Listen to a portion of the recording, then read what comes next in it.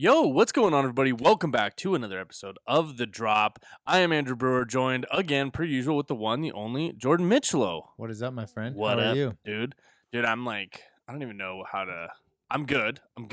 Yeah. I've been building a fence for like 4 days straight, uh, which has been kind of fun. I like building stuff like that. It looks Usually. nice. Yeah, thank you, man. Yeah, you just saw it for I the just first saw it time. for the first time. But yeah. So anyway, just been doing that. And what's new with you? Not much, man. We kind of celebrated May the 4th a bit hard this year. Hey, yeah, same here. That's my anniversary, so Oh, yeah. worked out perfect. Dang. Yep. I didn't know you got married on May the 4th. I did, dog. That's Yep. pretty cool.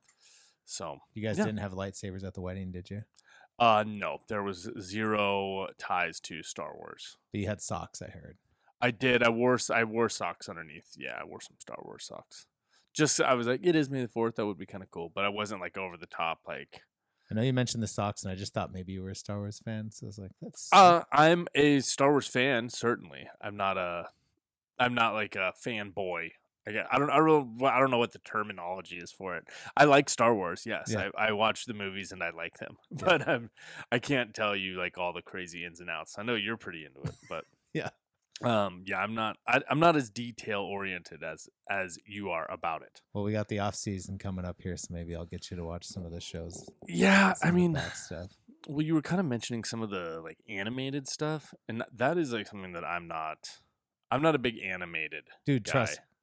Same way, but like once you get past like one or two episodes in, you're just like, Is clued it- in sometimes? Is it like cheeseball Disney stuff? No, it's like pretty in depth. Like I think it's animated partially because you're like, I don't know if you could, how you'd be able to film some of this stuff. It's like maybe a little bit intense. Controversial topic. Are the movies better now that they're owned by Disney or worse now that they're owned by Disney? I think now that we're getting into this, but yeah, I think now that they've have like Dave Filoni and oh my gosh, what's his name? John Favreau. Oh, John, yeah. You know that Yeah. guy? He did a lot of Marvel stuff. They've kind of taken it in to like make it this really cool thing. So I'm kind of excited to see what's gonna happen. But the last three movies, they weren't great. Yeah, I They mean, did. I think ever since Disney came around, it's like gone straight cheeseball. Like, not cheeseball, but just like corny things to like get a laugh. Like, I don't know. I'd have to rewatch them. Like, You got watch point the out new the shows point out though. I'm things. telling you. Okay, Watch we'll the new do. shows. We'll do. We got summer coming up, so Yep. you'll have time. All right. Enough about Star Wars. And into some snowboarding. But first, we're gonna start the show with something a little different that we've been wanting to do. And we've been kind of thinking about doing. I don't know about necessarily shout outs the right word, but like things that we think are cool. Like things that we saw this last week that we thought were kind of awesome and also tie into snowboarding. So the first one is the one that you were gonna talk about. Yeah. And that's the old homie. Matty Matty Ryan's YouTube channel. So he's just started doing this YouTube channel a few months ago, I think, and he's just traveling, kind of showing you what some of these cities are like. Kind of not from like your typical tourist. You know, you're kind of seeing like, oh, this is like the good authentic burrito spot, or this is like a cool spot to skate, or art studios, so record stores. I don't know, it's pretty awesome, dude. Okay. So shout out to Matty Ryan, dude. Like, awesome snowboarder. It's cool to see him doing Gucci man. some cool stuff. Yeah, if you guys don't know who Matty Ryan is, he's the other half of Bo's Wreck. He's the wreck of the Bose wreck. Yes. Sick old snowboarder. So yeah, shouts to Matty and go check out his YouTube page. It is called Endless Vancation. So check that out. Yeah, it's pretty rad. And then I went with, of course, the 2024 Slush Mag Game of Snow. So if you guys didn't see this, this happened 2 days ago. Maybe it was 3 days ago. I think it was Friday, actually. It was Friday. But dude, I have done it the last few years. Obviously, I'm a little bit further away from Mammoth this year than I have been in the past, so I did not make it out. But that, let me tell you, dude, that wall is huge, right? intimidating going into it. Like, It looks crazy. well, because you're going so fast going into it, and then as you get to the top, you're like, oh my god, I must have gone so big, and you're like, you were 3 feet out. Yeah. You know, like in order to go that height, which was like 6 feet out, like they were mobbing. Yeah. So you got to go. It's intimidating.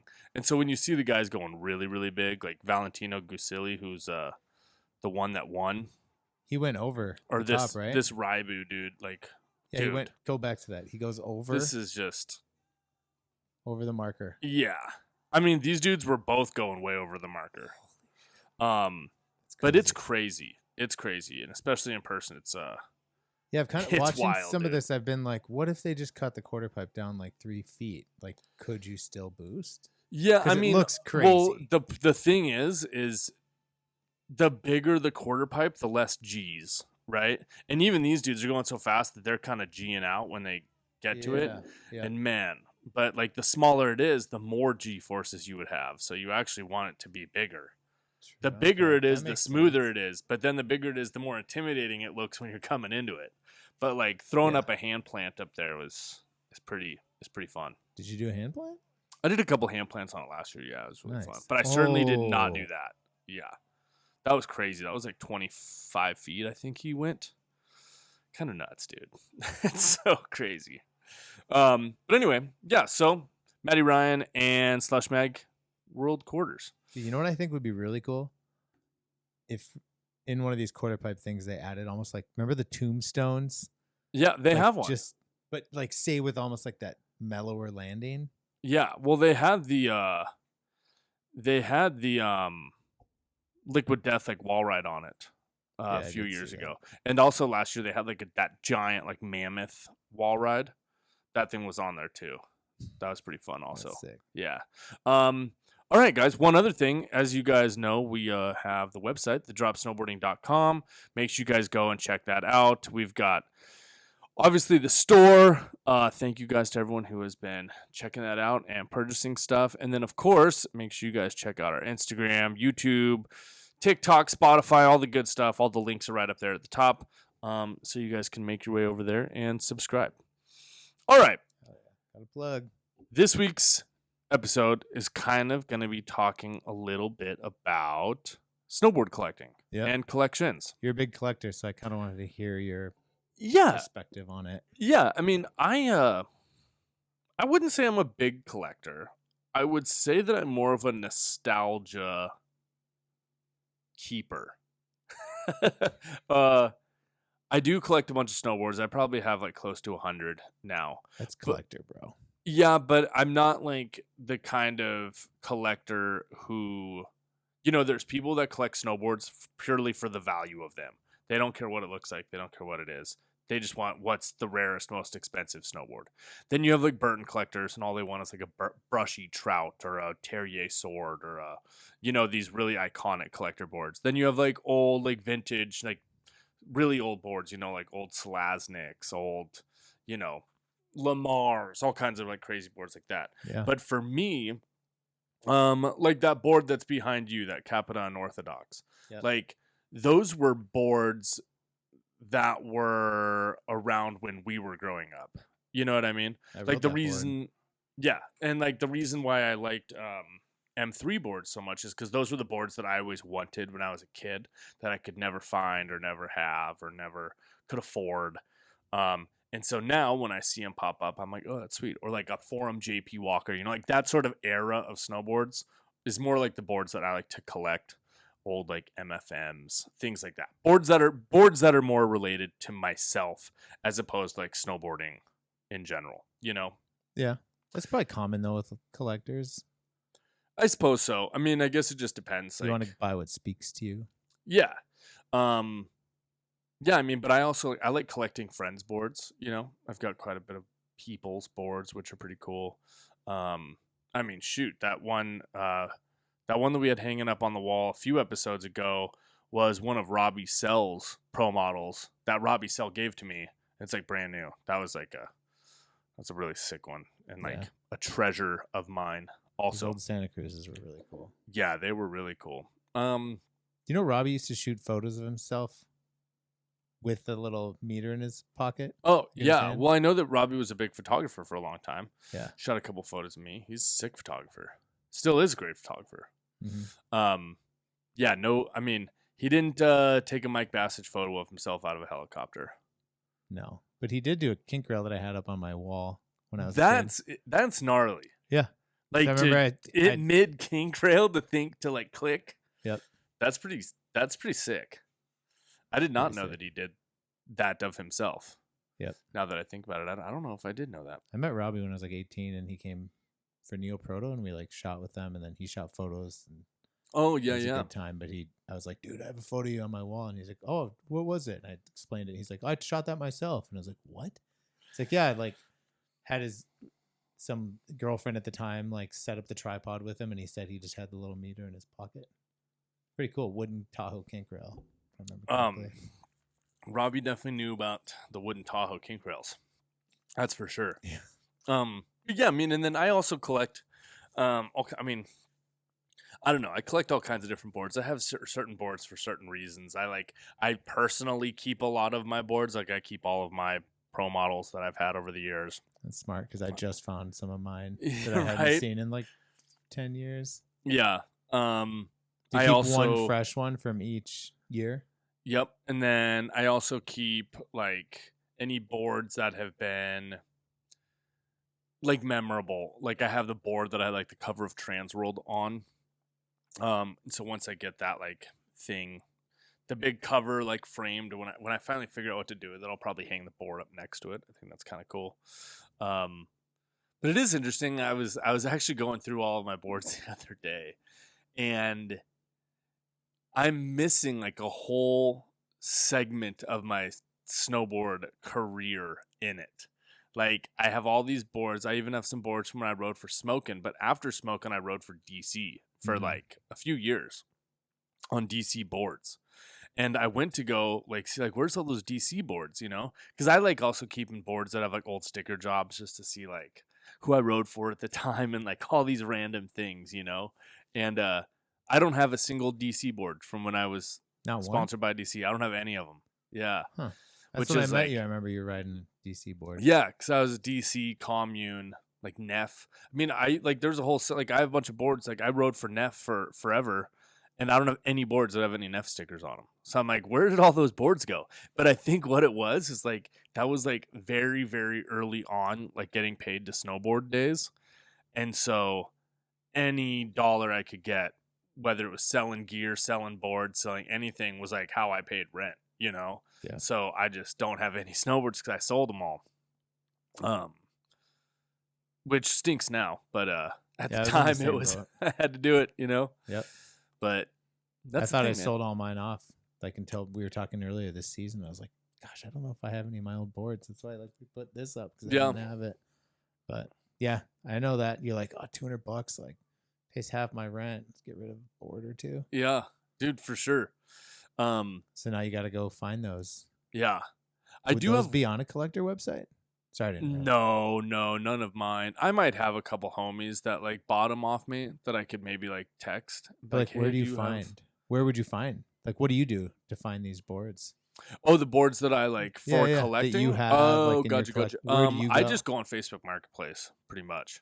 I just like search snowboards on Facebook Marketplace like every other day or so, and just like browse through like, oh, what's new on there.